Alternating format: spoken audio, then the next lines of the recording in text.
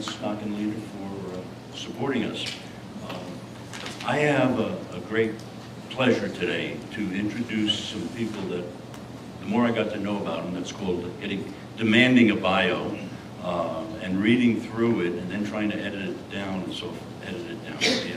Trying to edit it makes it very, very difficult, but it impresses me. After reading some of, I don't know if when I met them, I should genuflect, salam, salute, or whatever else it might be. And I've gone beyond from being a couch potato to now just a slug in comparison to what these people have accomplished. But why are we here today and why this panel?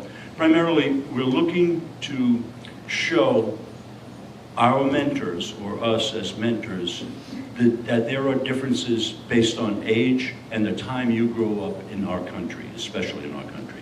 So this is what we're looking at. Sociologists call this a demographic breakout, and that they've put labels to it. Rankin was one of the daddies of this thing, and he came up with this thing of whether it would be, as our good friend Joe over here is a traditionalist, or Mr. Nixon referred to as the silent majority.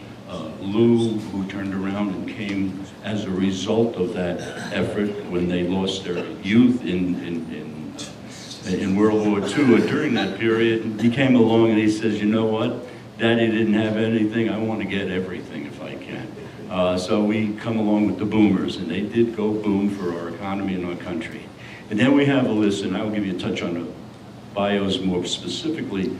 Now here we have the young lady that's beginning to enjoy all of the wealths that have been produced by Lou and his team, and she's saying, I don't know if I really want all of this. So she started shaking things up a little bit. And then we come to Jackie and her generation, so she's sort of an X and Y. The line on these dates, if we can, we've got it, thank you, Tammy. The dates here are not chiseled in stone. I've rounded them just for easier to remember them rather than whatever, and you can stretch the date to fit your accommodation, what you prefer, your own ego.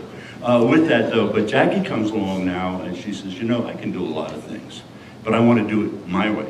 So then we have the late, and so she comes in as the classic millennial that nobody knows about, or everybody puts down or puts up or whatever it may be. I'll tell you this, I'm pretty comfortable, other than for the fact of my age, to be investing long term in our own country with people like that are going to be running it. And then we go one step beyond. Now we come to Gen Z. Now, Mike here, by the way, to pronounce his name, I have been working on it for about a week, okay? I did a Google, believe it or not, there are 6 different ways to pronounce his name, okay? So Joachim from Denmark is a student at E-Town. I've been involved there. And recently I had the occasion to see a new lab that was put together at E-Town. Some big dollars came into it, and it's for the financial group. And you go in there and you think you're on Wall Street. Screen as big as this one, 30-some odd computers, ticker tape flying by. I mean, it is incredible. What a great, if you want to be a finance major or anything like that, go to E-Town. With that, let me formally introduce, I'm going to start with our youngest one here. Joachim is a Denmark student, from Denmark rather, and he's studying IB at Elizabethtown College. That's international business. He's involved internally as well as externally to the college.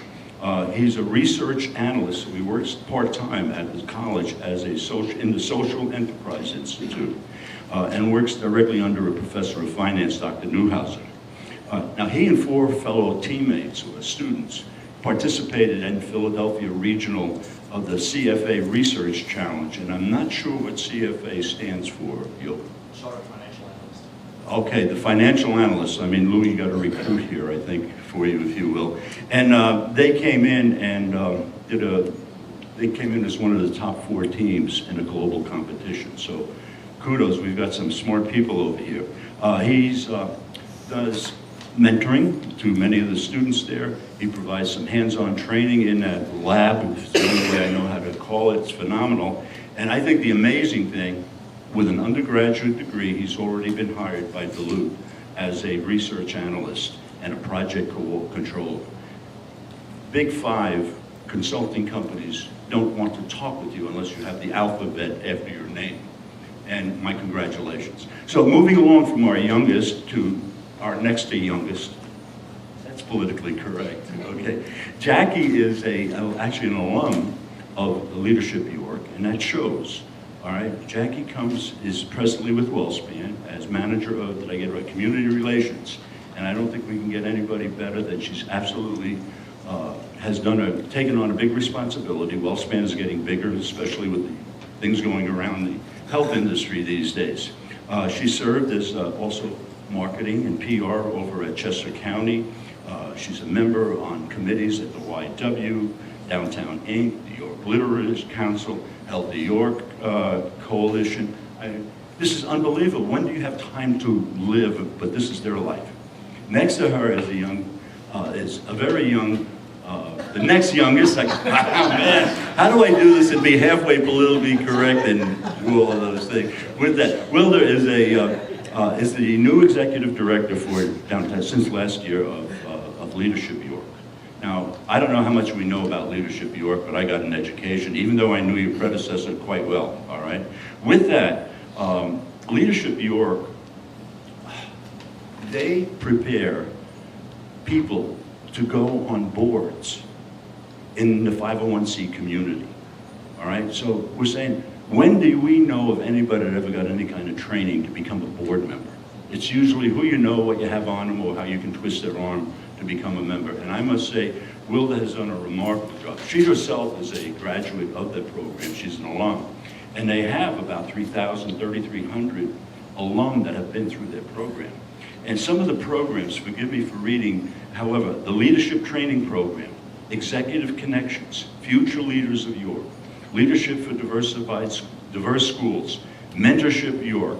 I mean, they've got 500 people of their alum on boards in York County and the greater York area. So, you know, with that, she's also involved with Leadership Council of the Healthy York County Coalition, Executive Committee of the Literacy Council. She's a past president of Junior League, member of Rotary, United Way's Emergency Leaders Society. What can you say about these people? I mean, I don't want to bore you with it, but their credits, they're not boring. They sit you back and say, what did I do today? So, you know, we keep hearing of all the faults that go on. There are actually some people that are stepping up and doing things. So I thank you very much. Lou Lice, many of you know, he's our in-house financial planner. Makes a commute for here. Thanks for coming down, Lou. I think that it was really good that you came in from Philadelphia just for this. He's an independent advisor, has his own company called Stage, and it's all about helping you get value out of your money and based on your own value system on how you can grow that money. I'm paraphrasing a little bit, but it worked for me because he gave me a book. It even had pictures in it, so I got to understand it pretty well. He's got his MBA from Boston College. He's coming up on his 23rd anniversary with his bride, Susan, and he brags an awful lot about Matt and Emily, his two children. So now our youngest of the young. They say, you know, everything comes around, goes around, so now we're back to the very young. All right? We sit here with a man that is one of the silent people in the community who has done an incredible amount. Being, he put it in the first line of his bio, Mr. Daniel, Dr. Daniel retired, is 83 years old. And he still does 50 push-ups in the morning, and he walks every day, and he doesn't always shave. That's what he told me. With that, he started out back in Scranton, isn't that where our former vice president came from? You were probably hobnobbing together. Anyway, Jefferson Medical School. He served in the U.S. Navy as a medical, by the way, Lou also served for 15, 16 years, Lou? Almost. Not quite, close to it, okay, great. Thank you. Orthopedic residency in Philadelphia. Hand surgery, this is interesting now, Fellowship Grace in Detroit.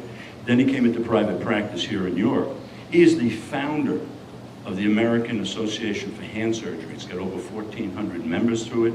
They're in 12 countries. And he also worked with Dr. Peacock of UNC many years ago when they were just pioneering this whole type of thing. He was the president of the Pennsylvania Medical Society, the board chair of Pennsylvania Medical Society, vice president of the Social Liability Insurance Company, president of York County Physicians. I mean, he's got 4 other 501c3s that he's involved with. I mean, he's just too old too busy to sit down and be old. I'm truly on it. And he also brags about having 5 fantastic children and he's got 20 grandchildren that'll run faster and jump higher than any one of us have. So welcome with me this absolutely great board that we have. Thank you so much for coming. You all have index cards and pens to write any questions on so we can let them flow. The idea here is that we are, as mentors, are going to, what we need to do is understand who we're mentoring and who we are. You know, we go back to Delphi, know thyself. So who are we?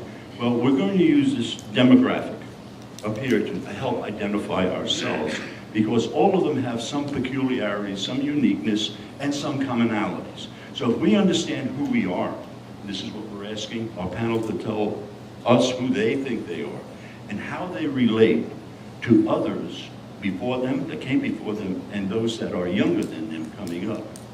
And at the same time, how would they like to be related to? So how is it they're going to, so we as mentors are starting to see a mix. I'm getting younger people in my own mentoring group that I'm seeing, so I need to understand where I come from and why I'm listening to them with a certain, maybe even a jaundiced ear. So if I can pull that back a little bit and listen to where they are, understand what their needs and wants are, I can probably and hopefully do a better job on that. The same thing with YCEA, which has a broad membership.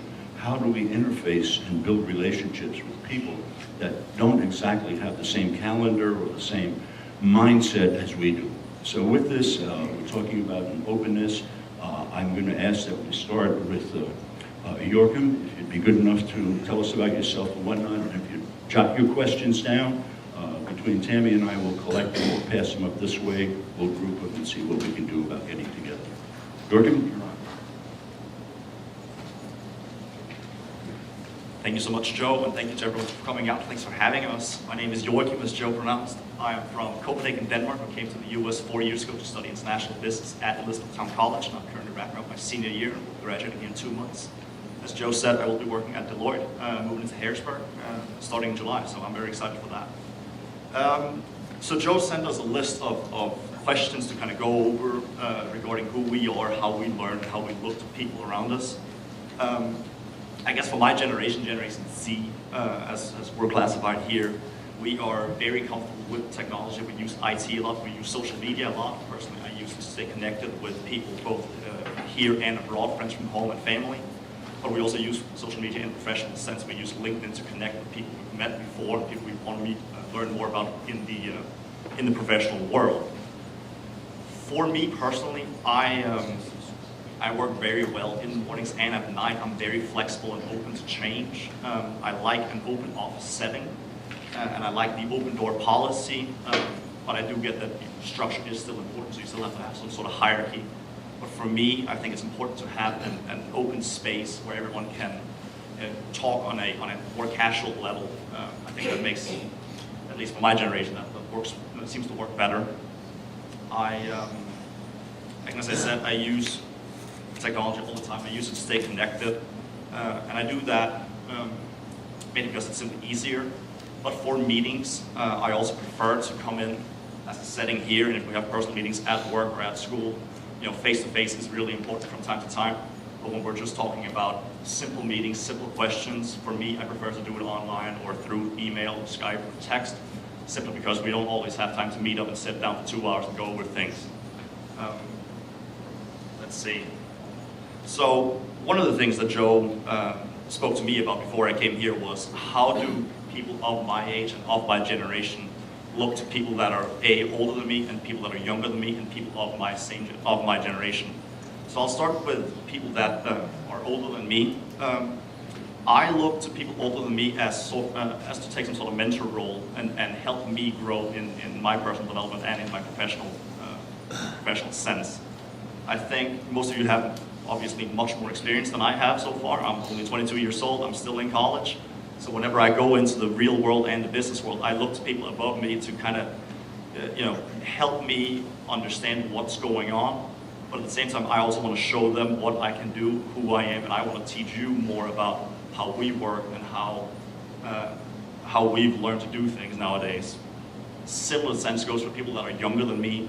I look to take on, and as Joe said, with the college, I look to help the freshmen and the sophomores and the juniors that come in, as well as the people of my same age, and kind of use my skills to help them become better as well. And I've done that by helping people get internships at places I've had before. And as Joe said, I work directly under one of the finance professors, Dr. Newhouser, who's a great person. I work as her teaching assistant, so I do research with her, but I also work as a tutor for some of her classes. So whenever people have questions, I'm very open. I like to help people, and that's kind of the same role I see people older than me. They should take sort of the same role and help us that are younger, that don't have the experience but want to get there and want to get to the next level. For people like you and people at SCORE who do this type of mentoring, I mean, I think that's invaluable to people that are younger and for people who are trying to start small businesses. Similar sense for people of my age. I mean, we are all, I like to think we're all peers. So we're all trying to get to kind of the next level. We're all trying to get better. We're all trying to move up the career ladder and just create a better life for ourselves. So by working together, no matter what age you are, I think that's kind of the way to do that. As I touched on briefly earlier regarding hierarchies in office settings, I'm fortunate enough to work at a company that has one of these open office settings. I think that works well. It's a very casual environment. Still, it's hands-on. You have to get your things done, but it is an open office environment. It is an open door policy. So when you do have questions, as I have all the time, I can always walk up to one of my bosses, one of my superiors, one of my managers, and say, hey, listen, I have this client. What do I do? I've never come across this problem before. At the same time, I mean, open offices can be confusing for some. If you don't structure it right, there can be a lot of external noise. So for me, and how I learn best is you have this open office, but you still keep it as a quiet environment, and then you have a couple conference rooms or offices that you can go into in case you really do need to discuss things in more detail. So Joe mentioned things about music as well. For me, when I do work, I like to plug in, put on music, but it's not something I want blasting out the speakers. I guess that's just confuses everyone around you.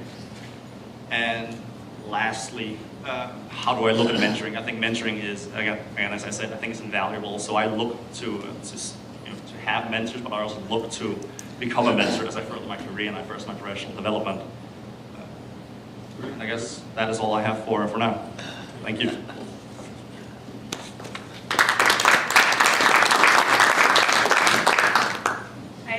Jackie Gingrich, thanks Joe for the introduction. Joe and I had talked a little bit before today about what kind of a schedule that the millennials enjoy, and I don't know if I can speak for the whole generation, but I'll just give you my thoughts on what I prefer. I do like a regular schedule, whether that's 7 to 4, 8 to 5, or 8 to 6, 7, depends on the day. But I do like to have the flexibility that if I have something in the afternoon, a personal thing I need to take care of, that I have the flexibility to do that and then make up the time as I can in the evening. A lot of people my age don't seem to mind working after hours or putting in the time during the day, but to give us the choice of when we get those hours in is something that I really prefer. Things in events and things in the evenings or weekends, we like to stay connected. We like to feel that work is part of who we are, not something that we go and do.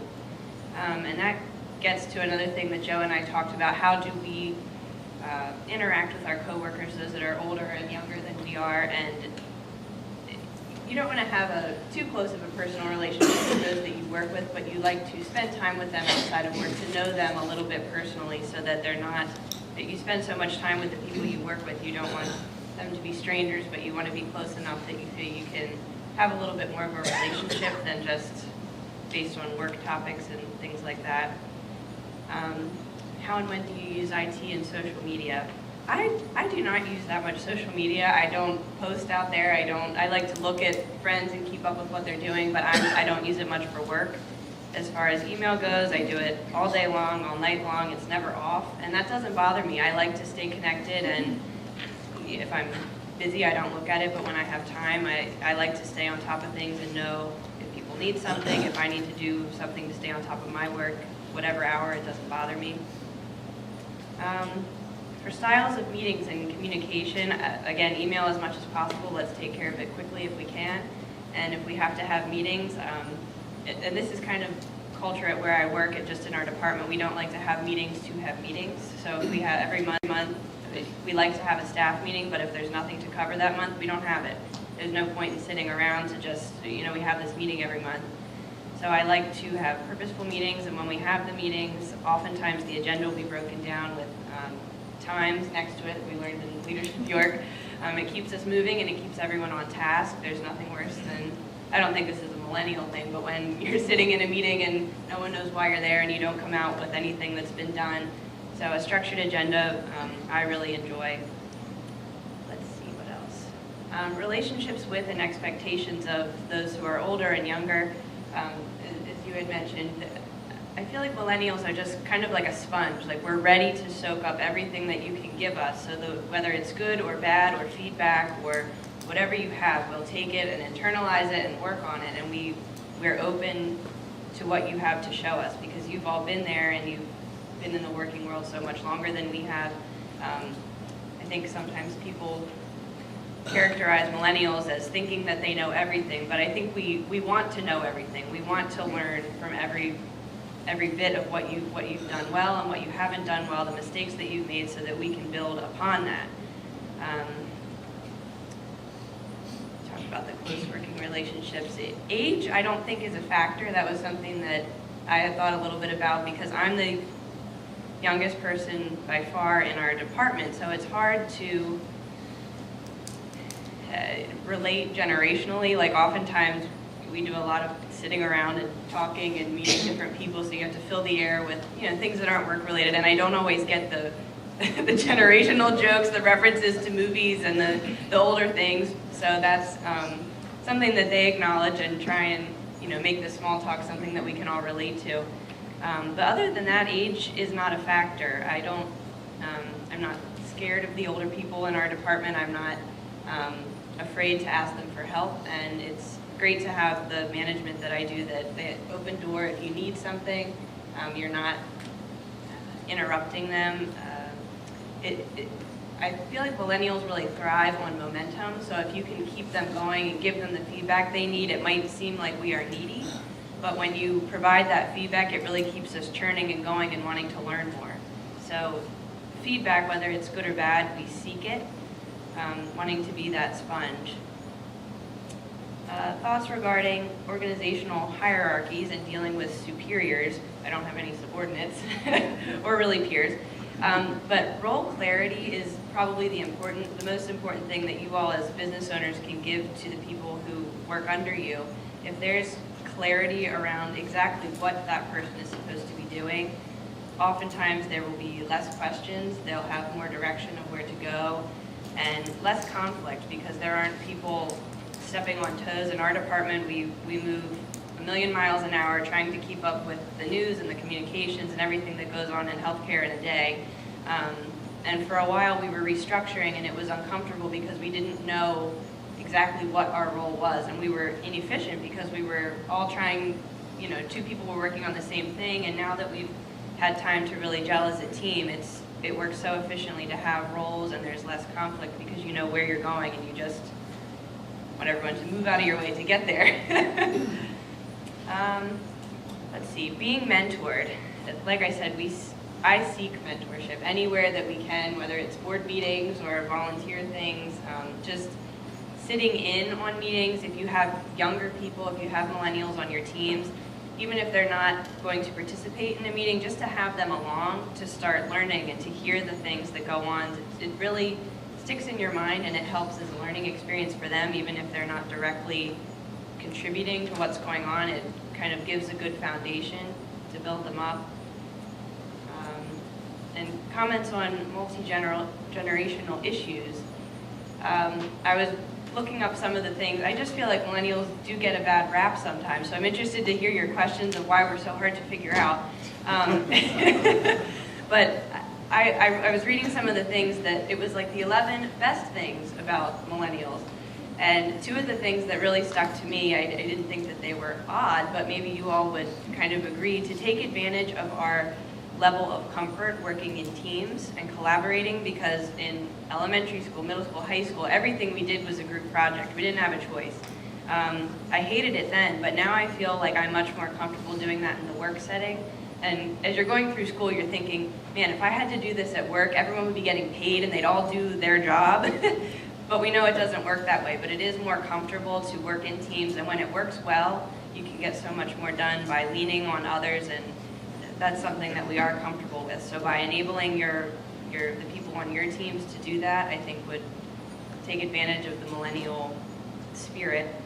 And the second thing is that we want in on the big picture. Like I was saying about the meetings, as millennials are often like doers, like they'll get the things done for you really fast, but if you want them to grow, show them the big picture and why those small things that they're doing are going to get you to that big picture. So by seeing the full scope is really helpful. One other thing.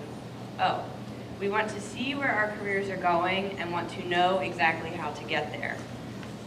So I think anyone can agree that that's an important step, but if you say you're at a job that you really like, or if you're at in an industry that you like, to be able to see those ladders to get to the top, it gives something to work towards, and to see the people who are there now and to really take in what the good and the bad that they're doing can set you up for your career aspirations. They say that you jump around so much in jobs, but if you like millennials, you're afraid that they're going to fly off every time that they're upset they're not getting feedback, but if you keep them happy, they'll be loyal for the long run. Thanks, Good morning, I'm Wilda Alessi. As Joe mentioned, the new Executive Director for Leadership York, and kind of my philosophy is continual learning, so this is a great opportunity for me. I have a little bit of a different approach in listening to the two of you. I had some more feedback. For me, I'm more experience-driven, so a lot of my work ethic and how I approach things comes from my upbringing. And looking around, I went through some of those stages that you guys are in, so I'm like, am I a little bit of every generation? Maybe. But the biggest thing for me, my preferred hours and days of work, I'm naturally a night owl. If I could work until 3 o'clock in the morning and then get up at noon, I would be most productive, but that doesn't work in the real world. So I've adapted, actually, even from my time, I used to work at the York County Economic Alliance, and there, my hours were 9 to 6, 7, whatever time. And now I'm more, because of my current job, I've actually adapted so that I'm now more of a morning person. So I'm up at 5 o'clock every morning, I'm going to early morning meetings, and I'm still working late as well. So just my personality, I'm very adaptive, very flexible, and I kind of look at the environment that I'm in and kind of figure out what will work best there. My environment is kind of the same way. I listen to music, but I also need quiet time. I like collaborating with others, but then I want quiet time. I have an open door for my office, and sometimes it's a revolving door. But then sometimes I need my quiet time, so shut the door. I don't know how well I would do in an open setting where there was no door to shut. Of course, then you just have to figure out how to nicely tell people that you need to be left alone so you can get some work done.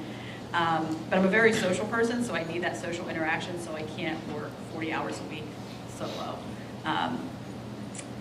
IT and social media, that is one I think is an age thing for me.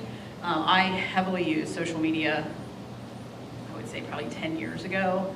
And I look back, you get this little Facebook reminders, I'm like, oh my Lord, why did I think that needed to go on Facebook? Nothing like, career damaging or anything like that, but just little details. I'm like, why? Nobody's interested in that. Nowadays, I use social media more for my work and spreading the word about some of the great things that are happening in our community. So, and then I kind of Facebook stalk people, and keeping up to date with what my friends and family are doing that I don't see every day. My meeting styles, like Jackie, I like a very productive meeting. I don't like to meet unless we have a purpose for meeting. It can be very stressful and frustrating when you're in a meeting and it's not clear what the purpose is and nothing's getting accomplished and people keep going down little rabbit trails. And so one of the things, again, that Leadership York taught me before I took this position was, to make sure that the purpose of your meeting is at the top of your agenda. And before you leave, and before you adjourn that meeting, you better make sure that that purpose has been accomplished. And then also learning how to facilitate, or we call it guerrilla facilitation, when you're not the chair of the meeting, and the meeting's gone off track, how to help bring that back on track. I am an email communicator. I love writing emails. Two of my former employees know how much I love writing emails. It's all in writing. If you need to refer to it, in the future, it's there. But then there are some times I know when personal communication is needed as well. So being able to differentiate between that, and then also being open when you've sent an email with all of the details in it, and someone who needs to be a verbal communicator comes in to talk about the lengthy email that you just sent them. And saying, okay, this is that person's learning style. They need to talk things through. So for me, a lot of it isn't so much generational as much as it is personality. Every one of us have been influenced by our experiences in life. So learning and being aware of how other people interpret things, how they receive information, how they learn, I think is most important. I know I've had the pleasure of working with very young people and people who are very close to retirement. And for me, it was all about the personal relationship in those individuals, not looking at it and saying, okay, well, they're in this generation or that generation, or they have this degree or that degree, but rather, how do they need information? How is our relationship going to work? And no two relationships are alike. So for me, it's always very individualized, both from and jumping down a little bit, but both from a supervisor, subordinate, peer, looking at the individual relationships and what motivates those individuals. My relationships, that talks a little bit about that. I'm a continual learner, so I think that there's something to learn from everyone. It doesn't matter how old you are. Sometimes I learn things from my 5-year-old nephew. And so for me, it's the importance, and I don't know if I can speak for a whole generation, but for me, it's being open and aware that I don't know everything, and that I can learn something from everyone, and I can learn something from every experience, good or bad. My expectations for the generations, different generations, it's the same for everyone. I expect, and I don't know, I question sometimes if my expectations are too high, but I don't think they are.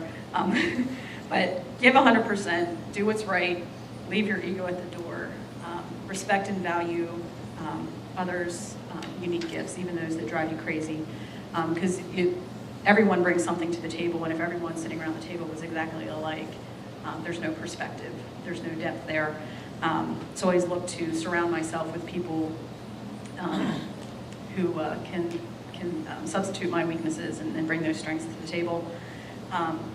With organization, I do that. My leadership style has changed over the years. I can think again in looking at what situation that I'm in, but I do believe, while I believe very strongly in empowering your team, I do believe someone has to be in charge, because you can't have 5 cooks in the kitchen.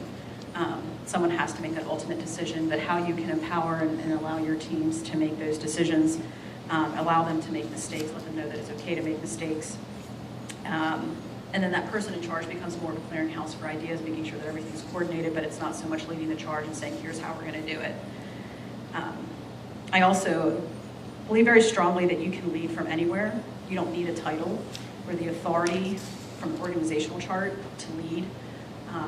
So I encourage people, if you're sitting on committees or whatnot within your organization, to take leadership roles in that. Good ideas come from anywhere.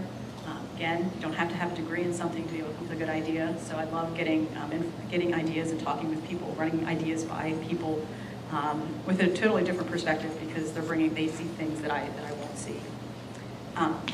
Being mentored,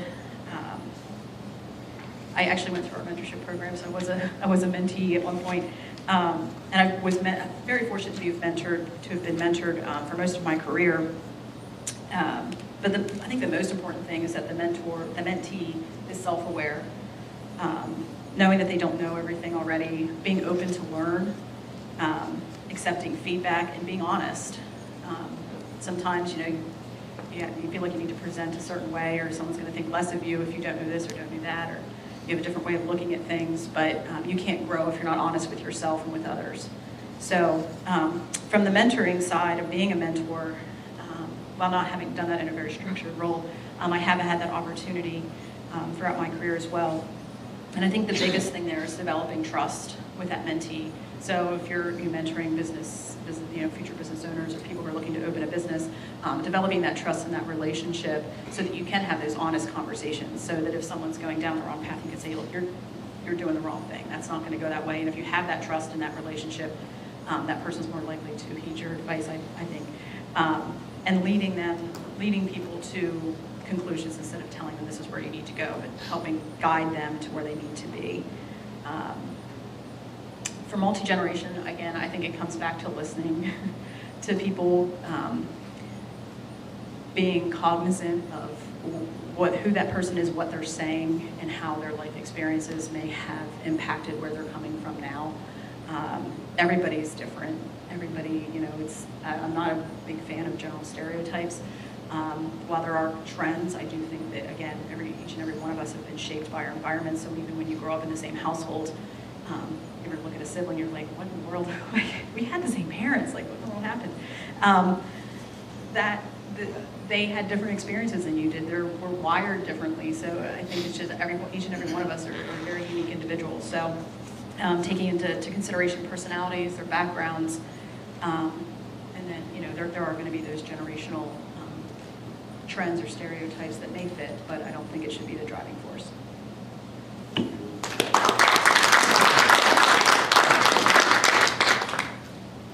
So for the record, I bristle at the notion of being called a boomer.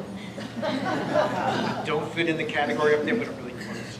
So from that perspective, I kind of feel like boomers in general are a transitional generation. So people who were born in this age period, we're going from a very manufacturing-oriented economy where our parents worked in the 9-to-5 job, they got a pension, they had a very stable 35 or 40-year career, and then they walked away from it with some money, and they just retired and maybe didn't last a whole lot longer beyond retirement. So I think from our perspective, from this middle ground of boomerism, that we are somewhere in the middle. So we want to be recognized as contributing. I think that this generation, the boomer generation, is really the first truly entrepreneurial generation. They're the ones that really took off on entrepreneurship. So we are not uncomfortable with the idea of making change. We don't have to work in the 9-to-5 position, although I think that there's quite a few in the older segment of that. And I really think that's a really large group. If you look at the age brackets there, that's a huge group of people. And the changes that happen from the oldest to the youngest inside the boomer may be larger than any of the other groups that are up there. So I can't speak for everybody in this age bracket. I'll do my best. I think that we value independence. I think that we value the idea that you can have a less traditional work environment, and that if you work hard, you'll get ahead. From being on the opposite side of the table with a SCORE mentor, I think they want to be heard. They want you to value what they're already bringing to the table. People who you will mentor in this generation are career changers, most likely. They're people who are making some change for some reason that may be scary for them, and they're not comfortable in that place. So if we're on the opposite side of the table from someone in this generation, we've got to remember not only where they came from and how they grew up and who their parents were and what kind of generation they grew up in, but what they're going through right now. They may have teenage kids, or they have kids just getting ready to enter college. So if we're mentoring people in the younger portion of this generation, we've got to be really mindful of that. On the other side, on the older side, we may be mentoring people who are in their next career. They've already retired from their first career, and they're trying to find meaning in their lives again, to figure out what it is that's going to make me feel happy about getting up in the morning. From a scheduling perspective, I know that I grew up in a very schedule-oriented position, in a schedule-oriented kind of world. And this may be a result of not only my family upbringing, but my early career choices. I went to the Navy. You kind of do what you're told in the Navy. I went to work for Texas Instruments, which is a huge company. You kind of do what you're told in Texas Instruments. We thrived on meetings. We knew that meetings were stupid and wasted of time, but we had to go to them, and by golly, we're going to have as many meetings as we possibly can. It didn't have to be a purpose. We're just going to get together and have meetings. Now, if we take a step back and what that means, I think that was our means of connection. That was our way of making sure that we stay connected to people. If you remember, now I left active duty Navy in 1996. In 1995, the first ship got its email. Think about that. 1995 was the first time that someone could email their family from overseas. So the same thing is happening in corporate America. 1995 was the first time that email became a real thing, that you could reach out to somebody. That's not that long ago. It's only 20 years ago, and yet now email is obsolete, or maybe just a horrible means of communication because it's impersonal and no one wants to get an email. We are the people that started emailing people. That's crazy to me that has happened so fast. So I think that the boomers are also experiencing the incredible acceleration of technology. So like many of you talked about the social media side of it, my social media impact is personal. I use it to keep in touch with people, to stalk them, to, my daughter calls it, there's the word, I can't remember what the word is, how bad is that? Okay, I fit. I got it. But we use social media in different ways than perhaps it was intended to be, but it's definitely a social connection orientation for me. I don't use it as much for business, and maybe that's a failing, and maybe that's something that we as mentors can help our clients with. How do we really incorporate social media in a way that's meaningful to the recipient on the other end? Because it's great for us as the person sending out the social media message. What's the end customer getting from that message? I'm sorry, I'm jumping all over the place. So we grew up in a hierarchical organization. We grew up in a hierarchical family. Dad went to work, mom stayed home. And I think that the boomer generation really was the one that really started to break that apart. And as Joe alluded in the introduction, the boomers were the ones that it's all about me. And possibly that was just a reaction to the thumb under which we had grown up. I think that we like to be communicated to in a way that you exude confidence and competence. We're not going to believe you until you prove that you know what you're talking about. And yes, I know that you won't listen to how much someone knows until you know how much they care. That's true, but they also got to know what they're talking about, or else we're going to discount everything you say. If you get it wrong hard once, you're going to get it wrong every time in our eyes. So be right or don't say anything at all. If you don't know the answer, don't pretend you know the answer. Don't make it up, say I'm going to go find out, or I'm going to find someone else who does know. Because I think that in our generation, people really expect you to know. They expect when they're coming to you for those questions that you know the answers. And then if you don't know the answers, it's okay, but don't pretend you know the answers. I think that's important. I don't think that as a generation we're necessarily scared of younger people. I do believe that we do have the perceptions of the millennials. Having a couple of them in my family that have the same last name as me, I wonder how they think and tick, and I really appreciate your input on that. I think that the millennial generation has a ton to offer, and we've given them this sort of world that we expect them to do exactly what you said that we want millennials to do. We want you to get the bigger picture, and then we don't give it to them. So that's important. I think we have to make sure that we're paying attention to that.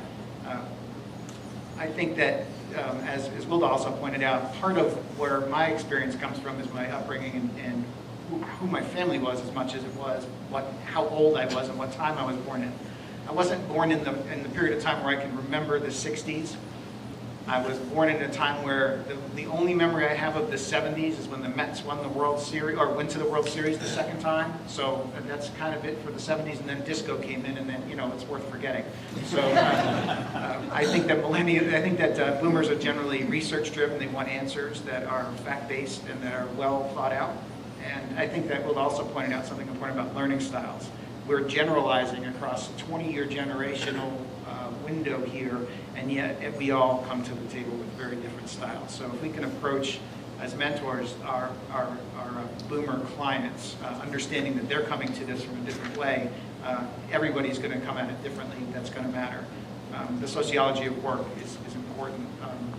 I think we're not necessarily used to the idea of the open framework, although arguably we invented it, but it doesn't mean that we're comfortable with the idea of this open door policy stuff that's going on. I didn't grow up in that world. You almost had to make an appointment with dad, and you certainly had to make an appointment with your boss to go see them. So the idea that there's an open environment might be difficult for some of us in the boomer generation. As far as teamwork goes, sometimes it's just easier to do it yourself, because you know it's going to get done, right? If you have to delegate to somebody and you have to follow up with them and you have to make sure they do it, they know what they're doing, I don't know that really fits in our generational thought process. I think we feel like, you know what, forget it, I'll get it done in 5 minutes. Why do I want to teach somebody how to do it? Why would I ever want to do that? I can just do it and get it taken care of because we're results oriented. The boomers were very results-oriented. As Joe was pointing out, we sort of we're handing over this mess to the younger generation right now. But the mess that we created is a pretty good expansion of the wealth of our country. I think one of the other things, I'm projecting if I was a little older in the generation, that we're probably fighting irrelevance a little bit. As technology takes over us, as robotics takes some of our jobs, we're definitely fighting the idea that we're going to become irrelevant sooner than we thought we were, and we're really not prepared for that. So we may be scared of the trends, but not the people associated with the trends. We're not afraid of the younger generation as much as we are trying to keep up, and it's not as easy as it used to be.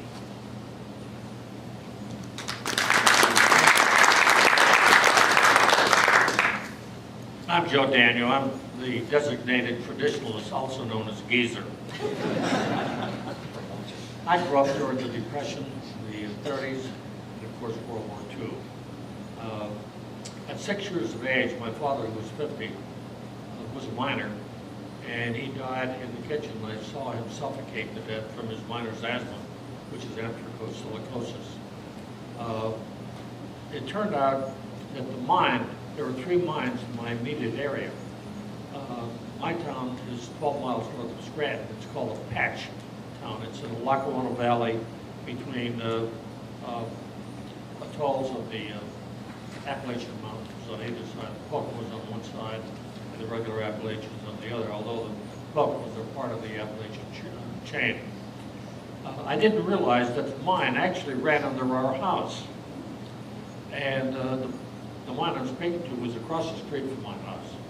And what happens in horizontal mining, there's a seam of coal, could be as wide as this room.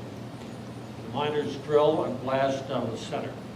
When they get to the end of the seam, they start robbing the pillar on either side as they come back to the opening of the mine.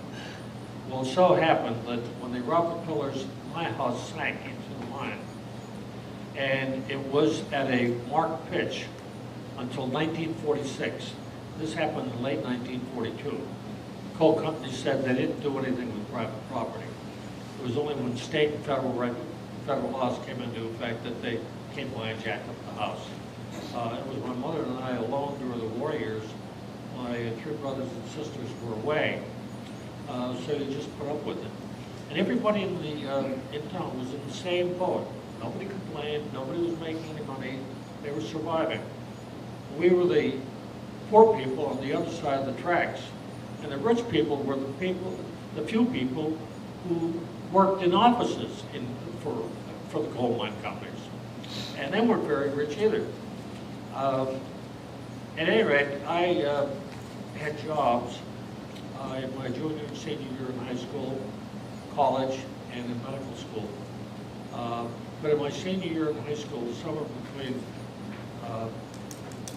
high school and college, I got a job on a pipeline that was coming through the area. And you would line up during the day looking for a job, and there were several young people looking for a job. And there was only one job that nobody wanted, and that was on the dynamite squad. And I volunteered for it. I had never handled a stick of dynamite. And what we did with dynamite was of course, the tree cutters came through to prepare the ground. And then the backhoes came through to dig the trenches. But of course, they met rock every so often, just below the surface of the earth. And that's where we came in handy. There was one person on one side of the backhoe and one on the other, and we positioned the drills, 3 drills on each side, to drill holes down to where, like 3 feet. And then we moved to another hole. And twice a day, we let out the charges. We tapped the nitroglycerin dynamite with wooden holes down into the hole. And we put a line of primer cord, which was like a rope, thick rope, primer cord down with the first stick. And the primer cord came out about 15 feet. And then just before noon, the sirens would go off, telling everybody else on the pipeline there's going to be an explosion in a couple minutes.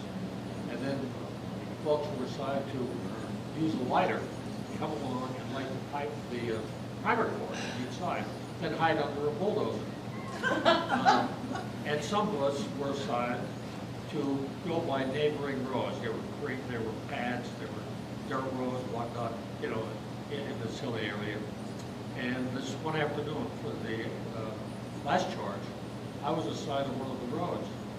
And while I was standing there and the blast went off, I heard zzz, gee, this thing is coming near me, what do I do? Well, fortunately, it hit a coal bank stone, but ricocheted and hit my face and blew out the top 14 right down to the gum line.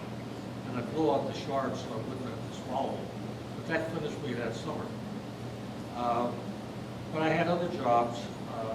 And in medical school, the second semester, I began working in the clinical lab of the hospital, big hospital, Jefferson Hospital. And this was only after one semester. And I was running the bacteriology, hematology, all the chemistry, analyses, going to the floor, drawing the bloods, running the tests, and there were no computers in those days, so we're using Bunsen burners to do the chemical test, and then phone the results back to the floor.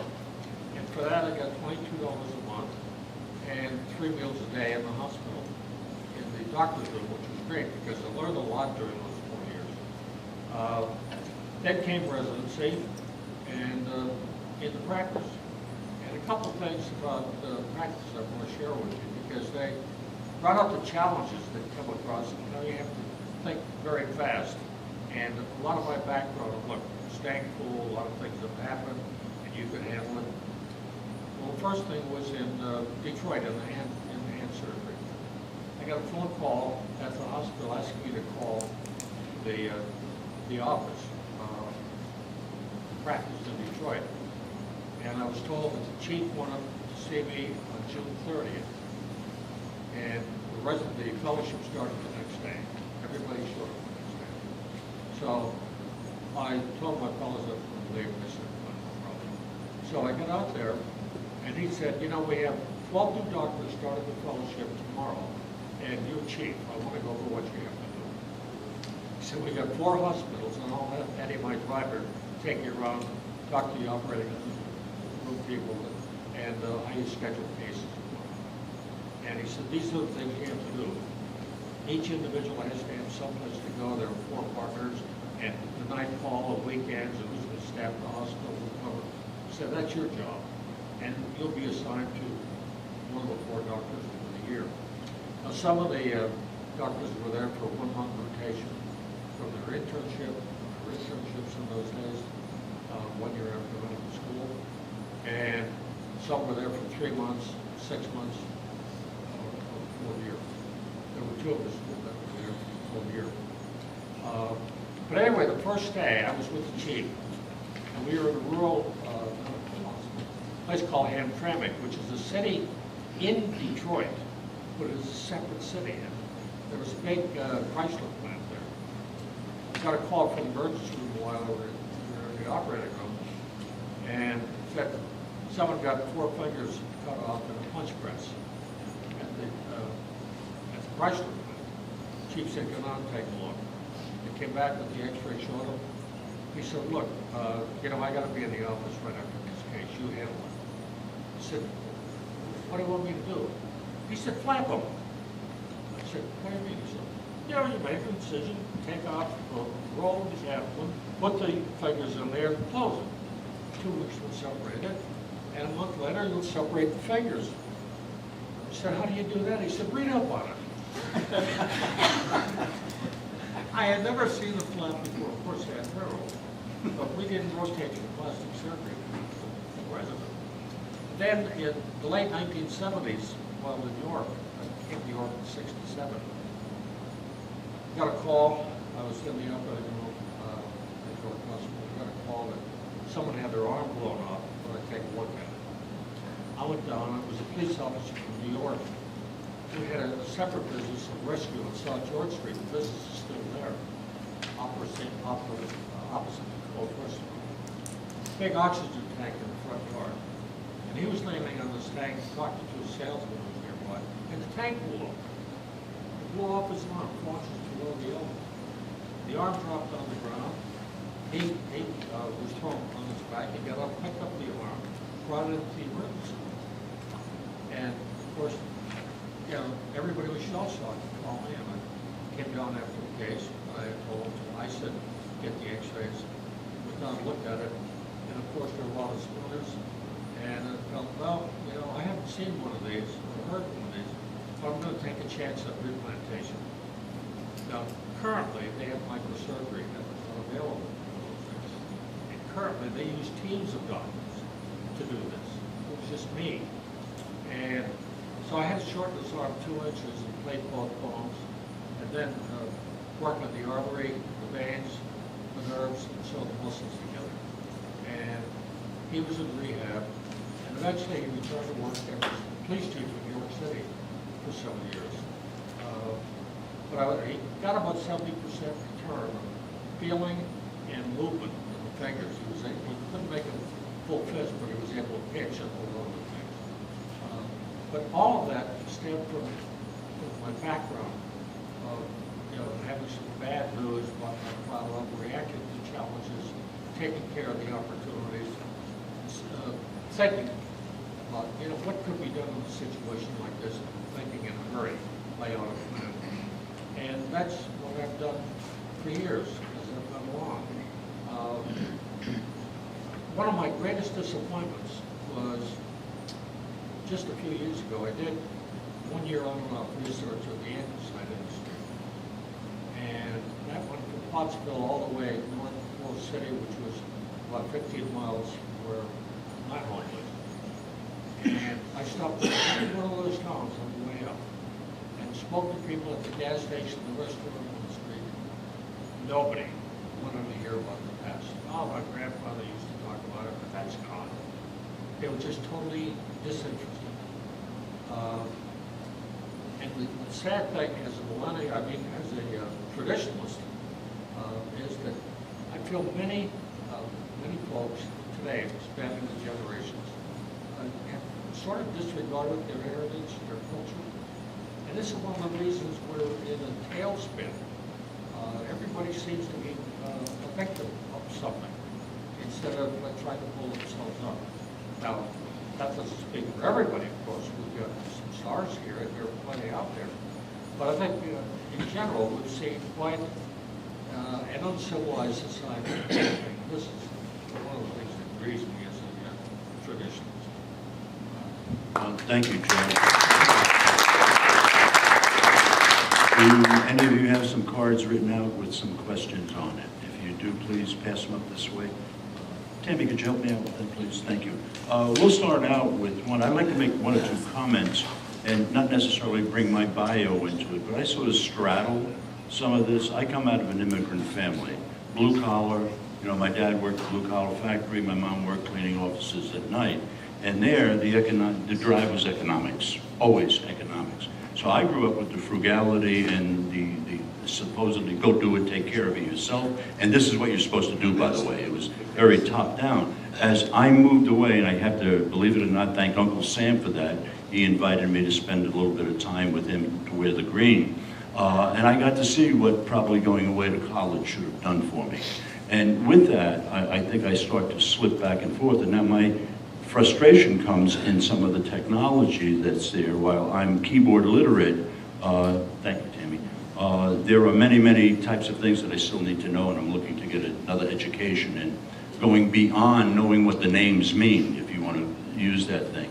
I want to thank you guys. I think you did a phenomenal job here of opening our eyes to many things. So let's touch on a couple of questions. Jackie, one for you right off the bat is, how do you feel older people react to you?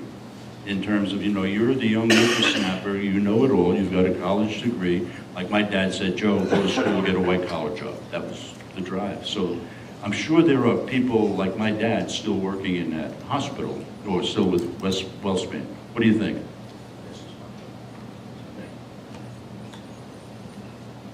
Well, I wish they would treat us that way. If there's a perception that we know it all and can do it, what I've experienced is quite the opposite, that we need hand-holding and every step of the way, let me make sure you're on track. But if you just let I'll show you what I know and correct me if I'm wrong. That I've experienced the opposite, and then they're surprised that you can do it. Okay, great. While you have the microphone, one other one. How do you like to be recognized for your achievements? What's the attaboy, attagirl? I don't like it at all. Private, it's uncomfortable to be, at our staff meetings, we do like bright spots, and they go around and talk about everybody, and I don't like that at all. If I do a good job, just let me know privately.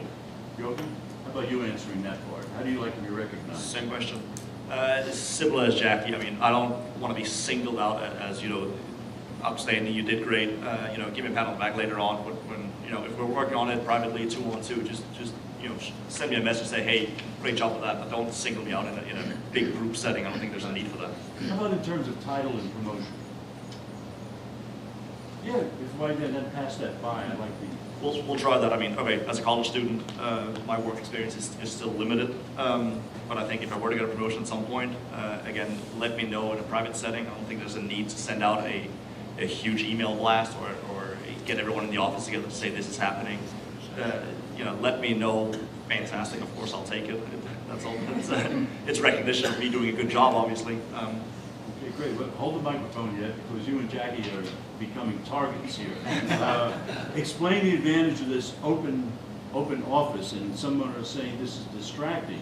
You know, I can appreciate bugs, all right, and I use them because that's white noise for me. It fills the void. That's not. But when I watch my kids study.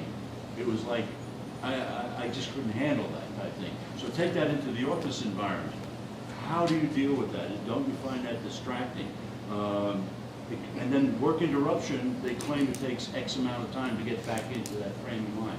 So how do you guys handle that? How do you feel about it? So I don't see it as a distraction, so to say. I will tie that into what Jackie said. All throughout schooling, we've been working in teams. Everything we do at you know, high schools and colleges are primarily teamwork. So I think the open office setting plays into that. Mainly, the reason I like the open office is because you break down the cubicles. I think if I were to sit in the cubicle, I'd feel lonely. I'd feel I'm just working on this by myself. I think the open office kind of opens up, but at the same time, for me, I like to listen to music when I plug in. That's why I don't want the office setting to have a speaker sitting in one corner blasting music everywhere, because that's just distracting. I get that part. But for me, I think the open office kind of, it opens up the area more, and it encourages teamwork in a sense, and it also helps, for me anyway, I think it helps break down barriers, and when I have questions for superiors, I can easily just point over to someone and say, hey, quick question, or walk over while still seeing what they're doing, so I know I'm not interrupting them at the same time. Okay. I'm actually not a fan of the open office concept. We have a couple offices at Wellspan that are, you can just type while you're on your treadmill standing. They have these really advanced things, but I do like the private environment where you have a closed door if you want it, but I do listen to music. And I don't know if it's because as children we were in front of the TV, there was always noise. So sitting at your desk, you getting a project done with music playing isn't a distraction. It kind of makes it feel like it's not work. Something enjoyable while you're getting your work done, as long as you're focused on the work and not the music. Let's quantify for a second. 1 to 10, open office ranks for you. 10 being the greatest thing ever, and 1. I don't like it at all. Okay, Joachim, just a number here. 7 or 8. 7 or 8, great, okay. While we're there, then to pass it down from there, how do you feel about wealth accumulation? I don't know if I'm the right person to answer that, considering I'm still working a minimum wage job as a college teaching assistant. Wealth accumulation, I mean, are we talking investments? What are you looking for going down the road? The accumulation, what? Double commas, triple commas today? Love to. Okay, that is. Would love to, but I mean, it's an important thing. I mean, I'm going to start my portfolio self. I have a small one going right now, but the second I get into the real world, I start to get a slightly larger income than my minimum wage job. I think it's important. Jackie? My dad's a financial planner, so everything's squandered from my paycheck going to retirement. But that's something they don't teach you in school, but it's so important. You all know that. But then as far as compensation at work with the internet and this clarity, I mean, you can type in just about any position and get a roundabout figure of what people make in your area. And if you know if you're being paid fairly or not for your job, so it's not so much of a secret anymore of what people make. Just something that's maybe different than how it has been in the past. Will, how about you on that? I know 501c3s make a lot of money. Raking in the big bucks. Yeah, I've never been money driven. I grew up my family was not, we got by, but it wasn't, it's never translated for me into chasing the almighty dollar. For me, it's always been about being able, number one, to be able to pay the bills, but then number two, following my passion. And actually, I would say probably within the last 5 years, finally feeling like, okay, you know what, you need to pay me what I'm worth. Whereas before, I'm just like, I just want to do what's best for the organization. I want to do a good job. It was more about personal fulfillment for me than it was about accumulating wealth. That being said, I'm married to someone who is very financially conscious, so we're well prepared for retirement, and I am able to pursue passion over worrying about paying bills. But for me personally, it's always been about doing. I would rather do something that I love, and that fulfills me more than just my wallet. How about Lou? I think wealth accumulation for its own sake is not worth anything. I think that you accumulate wealth to accomplish your goals. I think you accumulate wealth so that someday you're not relying on somebody else. But I think that the idea that the whole reason that we work is to become millionaires is not as valid as it maybe used to be. Great. Joe, please. I agree with Lou. Wow, thank you. All right. Here's a great question that I saw. You're in a business environment. What is the biggest no-no someone has done when interacting with you? Someone that broke off the rapport that shut the whole meeting down. And what would you have preferred to have been done? Well, I think we get back to the privacy of someone brings up a sensitive area where there is general discord, just like I would run the meeting and would just say, well, we'll table that and I'll talk personally about the issue. It's probably deeper than what you elaborate on. They stopped listening. They stopped paying attention to what I was talking about, and were more concerned about what they wanted to talk about. They asked me to do something, not because I was a woman and a young woman and one of the few women in the room, but because I had good penmanship, which if anybody's seen my writing, they know that's not true. So I kind of called them on that one. that kind of, all my respect for that individual went out the door. When someone loses their temper, either with you personally or in a meeting, it's just not necessary. Similar to Lou, if you stop paying attention, it's obvious to see if people are falling asleep or not paying attention to what you're saying. That turns me off. Sure.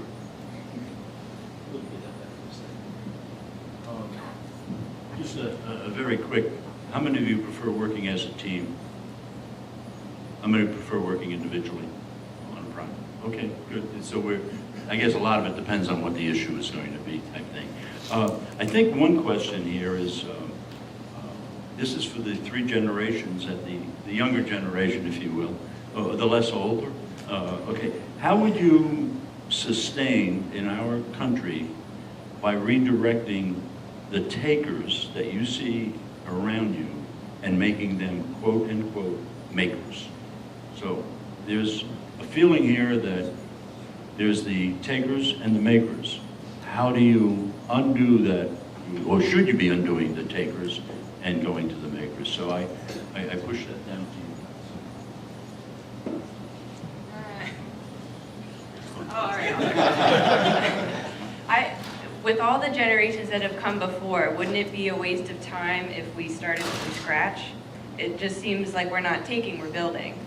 And then you are a maker. It's kind of like a rank, I don't know. Yeah, process. Sure. I mean, for me, I want to be a maker. That's why we go through all the schooling we do. I don't think there's necessarily a need to restructure the taker perspective, but I mean, we all work to kind of get to the same goal and to further develop ourselves. I would say it probably goes back to the balance thing again. You need makers and takers. So as long as there's both, I think you need all those different, you need people who are taking and people who are making to make things work. Again, if you have all the takers, or you just have all makers, you need to have that balance. But so I don't, I mean, I guess it depends if in what you're experiencing, if you have a majority, I always think the diversity of opinion and what people can bring to the table is good. Government has contributed markedly to the takers. In my day, in the early days, it was called relief. Those individuals who were laid off or became disabled from work, whatever, there's no workers' compensation these days. But they were given relief for so many months, 6 months, a year. And at the end of that time, that money was stopped. Now we've had successive administrations giving entitlements which are difficult to remove. And for many people going to work, they're losing money. Therefore, they want the entitlements to be their pension and have the makers create the money for their pension. And this is a sad, sad situation. That's a generational thing. Didn't makers always create the pensions in the past? That's kind of what I was talking about when my parents worked. There was a pension system, and now there isn't. And so how do you square those two things? You've taken away the safety net provided by the employer, which I don't necessarily believe that's the employer's role. I'm just trying to figure out how do you square those two things together. I don't know that the employer is responsible for the permanent well-being of their employees, but they used to be, and now they're not.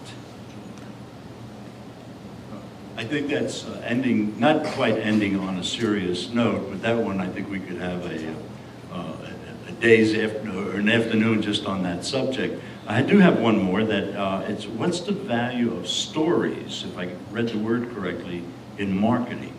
I mean, we look at TV, we look at ads, we look at marketing as the place that makes a place for sales to take place. What is it what is it a story? Is this wham bam type of thing, this flash and trash? Is it the whatever it may be? Your thoughts on marketing as it appeals possibly to you? My feeling is, as we've discussed often, you have to create the need before there's a demand. The question is, do the ads to which you refer follow that line of thinking? I think stories are a great way to get your point across in a way that allows you to be relatable and sees the connection between people. I think Jackie and I both have a marketing background, but coming from that angle, the stories makes it personal. Nowadays, we're bombarded with news and ads, and it's constant. It's almost 24/7. If you sleep with your phone by your bed, literally you could be laying in bed, being on your phone, looking at things. So from a marketing perspective, those stories help provide that emotional touch, that emotional, you're tugging on their heartstrings, they're making that emotional connection, that personal connection. If the stories can help someone think of themselves being in that position, you're making a stronger tie. Yeah, that's a good point. And with all the competition, and just take healthcare, the most important thing is differentiation, and the stories allow you to tell your story in the eyes of the consumer, the client, or the patient. Yeah, I agree. I think stories are a great way to get your point across and to sell your product. So if you can tie in a story and relate that to the generation you're targeting here, I think it's a great way to kind of further your business.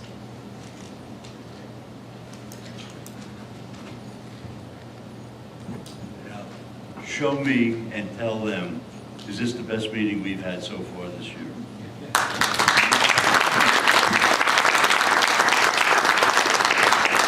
I can only say I am very comfortable about where we've been, and now